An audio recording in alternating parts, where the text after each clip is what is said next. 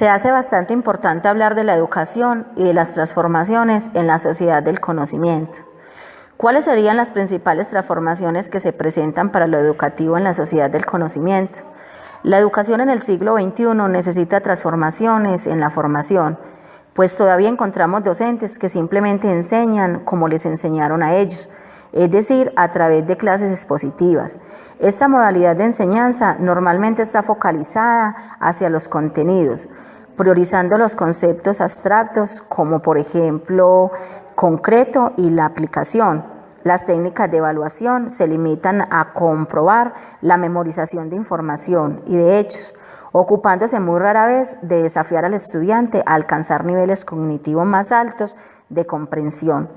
De esta manera, tanto profesores como estudiantes refuerzan la idea de que el proceso de enseñanza-aprendizaje, el profesor es el responsable de transferir contenidos y los estudiantes son receptores pasivos del conocimiento.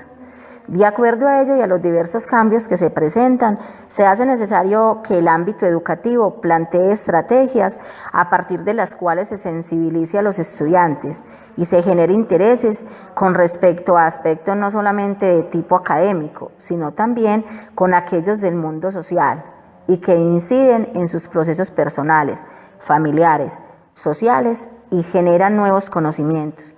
Los docentes han de modificar la manera de relacionarse con el estudiante, estableciendo interacciones desde las que construyen el conocimiento y se plantean puntos de vista diversos frente a lo establecido.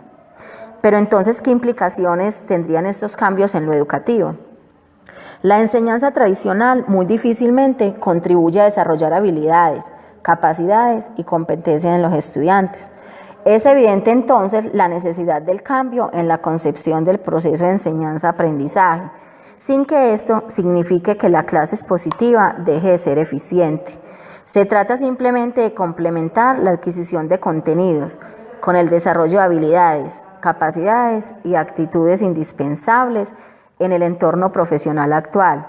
La necesidad hace referencia a un conjunto de metodologías y métodos didácticos de enseñanza y de aprendizaje que dan prioridad a la interacción social, al trabajo conjunto y a la participación activa en el proceso de alcanzar un objetivo de aprendizaje común entre todos los participantes. En palabras de Begoña Gross 2017, no se centra en el individuo aislado, sino en el individuo que aprende relacionándose con los otros, compartiendo metas y distribuyendo responsabilidades con el apoyo de los y las docentes, pero también de toda la comunidad. Pero entonces, ¿será necesaria una transformación en los métodos de enseñanza y aprendizaje? Pues es necesario y emerge que como educadores entendamos que igual lo que han hecho otros sectores sociales ha sido transformar y adaptar nuestras estructuras para adaptarnos a las nuevas exigencias sociales y económicas. Hemos de rediseñar nuestros objetivos, contenidos, métodos y didácticas, pero también de procedimientos de gestión, planificación, orientación y organización escolar. Como expertos en educación y educadores debemos ser críticos, no debemos posicionarnos radicalmente en una u otra postura. Hemos de analizar los porqués, las posibilidades y las limitaciones. Afortunadamente existe un mayoritario consenso en la aceptación de la necesidad de adaptación y el cambio que necesitan los sistemas escolares para adaptarse a la sociedad del siglo XXI. El inconveniente nace cuando hemos de delimitar el sentido y dirección de dicho cambio, que nos llevan a tantas posibilidades y vías de acierto como de error. Surgen propuestas desde las perspectivas evidentemente pedagógicas que pueden ser muy dispares, pero también surgen desde ideologías empresariales, económicas y políticas que por la influencia que tienen en los ciudadanos se ven en el derecho o en la obligación de intervenir. Es importante también tener en cuenta que al momento de que los argumentos sean de carácter económico, existen otros de corte pedagógico, pero también social, que defienden la postura de la educación, de servir como instrumento de concienciación liberal e igualdad en todas las sociedades de todos los países. No podemos pensar que las desigualdades de la sociedad de la información están provocando pero que también se limitan en la brecha existente entre otros países ricos y pobres. Hemos de aceptar que la cultura y tecnología digital están provocando el surgimiento de un nuevo grupo de analfabetos en las capas adultas de la sociedad occidental. Nos estamos encontrando en convivencia analfabetos lectoescritores en muchos de nuestros mayores y analfabetos digitales en los cortes de población de mediana edad, que vienen dados por otras formas distintas de desigualdad en lo referido al acceso y disponibilidad del conocimiento o de las nuevas formas de acceso a la información. Yo preguntaría entonces de que cómo se daría esa transformación y cómo sería el aspecto. Por una parte, encontraríamos a los que reclaman que la enseñanza ha de modernizarse desde la apertura de puertas a las tecnologías de la información y comunicación, proponiendo una reestructuración total de la concepción existente de la escuela y de la organización escolar, donde se flexibilicen los procesos y se rompa por fin con la tradición y visión de la enseñanza como transmisión del saber en un espacio físico, cerrado y presencial. Los miembros radicales de esta corriente llegan a pedir la supresión total de los centros educativos actuales y su transformación en centros virtuales de enseñanza. Estemos o no de acuerdo con esta propuesta, consideramos que esta teoría desescolarizadora es hoy por hoy una utopía, entre otras razones, por falta de medios materiales, económicos, humanos, pero fundamentalmente formativos. Los docentes aún tenemos mucho que aprender para introducir las TIC en un desarrollo profesional y aún más para llegar al planteamiento de todas las situaciones que nos pueden llegar a un proceso de aprendizaje, más desde el desarrollo profesional y de toda la enseñanza virtual en los niveles educativos. Y podríamos entrar allí en las críticas que harían otros especialistas en lo referido, por ejemplo, a las carencias que tendrían los estudiantes con respecto a las relaciones interpersonales, de comunicación, de aceptación y de órdenes. Los partidarios de la posición contraria, no consciente de que actualmente su voz tiene menos resonancia, pero no por ello es menos importante. Reclaman que la escuela sea el espacio de construcción personal y ciudadana, donde se realice la transmisión de cultura y conocimiento a las nuevas generaciones, donde se desarrollen los pensamientos críticos, reflexivos y democráticos, pero desde un acercamiento real y físico a la realidad social y a las personas que componen dicha realidad. Claramente las posibilidades de acceso al Internet están delimitadas en un ponente y en causa de desigualdad en nuestra sociedad.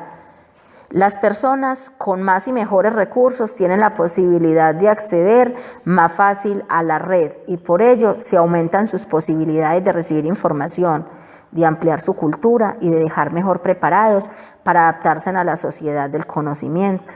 Y en relación a las personas con menos recursos e inferior formación, tendrán muchas más posibilidades para acceder a redes informáticas y se verán desplazadas y marginadas en una sociedad mundial. Nos encontramos ante la realidad social en una discriminación tecnológica por motivos sociales y económicos que nos están llevando a la marginación de determinados colectivos y grupos, quedándose delegados a la posibilidad de información, gestión del conocimiento, comunicación económica que las TIC apunta. Es por ello que vemos de modo indiscutible necesaria la unión del desarrollo de las tecnologías y a la formación en TIC, el hecho de que se adopten medidas para garantizar que desde la escuela sea un entorno formativo donde todos los futuros ciudadanos puedan acceder a los nuevos canales de comunicación y a garantizar mínimamente que también puedan hacerlo en sus entornos familiares y domésticos. Si no queremos que una tecnología que se indica con fuertes posibilidades para la democratización se convierta en una tecnología para la discriminación y marginación. Las TIC se deben garantizar además en el acceso y el único producto para que las sociedades en que vivimos puedan llegar a ser por sí mismas productoras, que las emisoras con sus propias informaciones sean a través de tecnologías asociadas. Una adecuada democratización de las TIC nos va a llevar a una libertad de expresión y participación igualitaria de todas las personas a través de la red. Lamentablemente, en ocasiones se vive de que el hecho de la tecnología no sean tan deseables. La escuela es una intuición muy cerrada en sus procesos y esto provoca que en muchas cuestiones vaya por detrás de las necesidades sociales y la introducción de las tecnologías de la información y la comunicación en la educación y el sistema educativo va arreglado en esta excepción. Esta difícil labor se evidencia viendo el uso de las tecnologías que se hace a nivel general en las diversas actividades sociales y económicas cotidianas y que se hace en las escuelas. En el caso concreto de la introducción de la escuela en la sociedad del conocimiento, la tarea se ralentiza por las resistencias al cambio a la institución escolar, por el miedo de los docentes a perder el control de sus materias, por la falta de dominio de las nuevas tecnologías, la dificultad para ajustar el rol tradicional a la nueva realidad. Además, los cambios en este terreno se suceden a una velocidad tan acelerada que no da tiempo a que los docentes puedan reflexionar sobre las posibilidades del uso de las bondades y las consecuencias de su introducción en el aula.